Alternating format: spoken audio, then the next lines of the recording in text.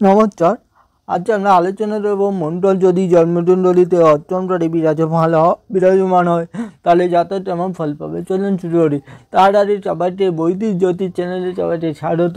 সবাই চ্যানেলটি অবশ্যই সাবস্ক্রাইব করবেন, লাইক কমেন্ট শেয়ার করতে অবশ্যই ভুলবেন না এবং চ্যানেলটির পাশে থাকবেন এবং সহযোগিতা করবেন।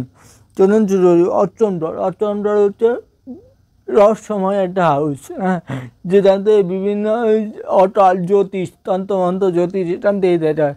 এখানে যাতে চর্চা ভারী তখন হবে এখান থেকে যাতে আয়ুর বিচার করা হয়।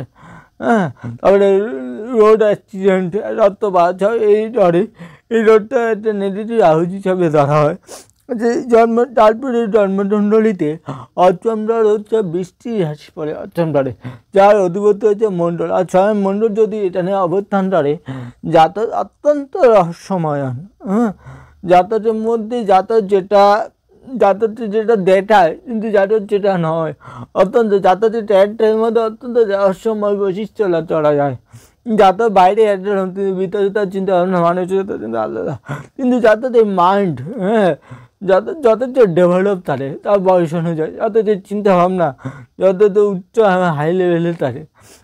আর মণ্ডল এখানে অবস্থান করে জাতকটি একটু স্বভাবে বানিয়ে তোলে।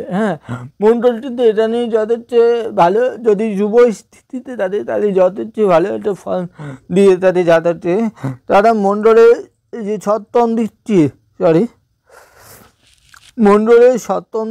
দিতে আয়োজন করছে, ধন পাবে, ধন সম্পদে দিচ্ছি তন্ত্রে, বা চতুর্থ দিচ্ছি একাদশ পাবে। এই একাদশ আর হচ্ছে দ্বিতীয় হাউস 11th এবং 7th হাউস যে দিচ্ছি সম্পর্ক, এটা নেই। মণ্ডলটিতে ধন সম্পদ দিতে যথেষ্ট উন্নতি করে তোলে।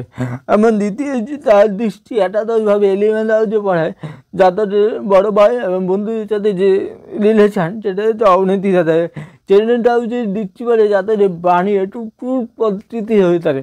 এই ফলে পরিবার পরিজনের যাতে একটু তিক্ততা মনোমালিন্য তাদের মণ্ডলে অষ্টম দৃষ্টি তৃতীয় হাউসে ছোটো ভাই বোনের সাথে সম্পর্কের একটু অবনতি, যদিও মণ্ডল হচ্ছে ছোটো ভাই তারা তাই অতটা এখানে পেলে না ছোটো ভাই বোনের সাথে মোটামুটি একটা সম্পর্ক, তবুও এটা মেলেপিড প্ল্যানেট মণ্ডল বিচ্ছেদার্থ যেখানে দিচ্ছে দেবে সেখানে রিলেশনের অবনতি।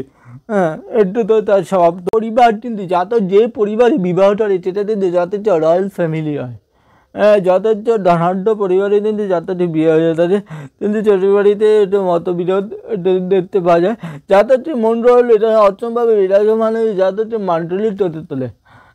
একটু বিবাহ জীবনে একটু অশান্তি এবং বিবাহ জীবনে একটু তিক্ততা করে তোলে এখানে যাতায়াত, এই দিকটা নজর দেওয়া যাতে। এমনি ওভারঅল যাতায়াত মণ্ডল যদি চুপ করতে থাকে যাতায়াত ধন সম্পদ দিতে যথেষ্টই মানে ধনাঢ্য শুভ ফল দিয়ে থাকে। তারা অর্চন থেকে একাদশ এবং ধনপতি, মানে অর্চন করতে একটা লাভ পাওয়া, শ্বশুর বাড়িতে লাভ, তার গুপ্ত ধন পাওয়ার একটা পসিবিলিটি এখানে মূল্য তৈরি করে থাকে। ধন্যবাদ।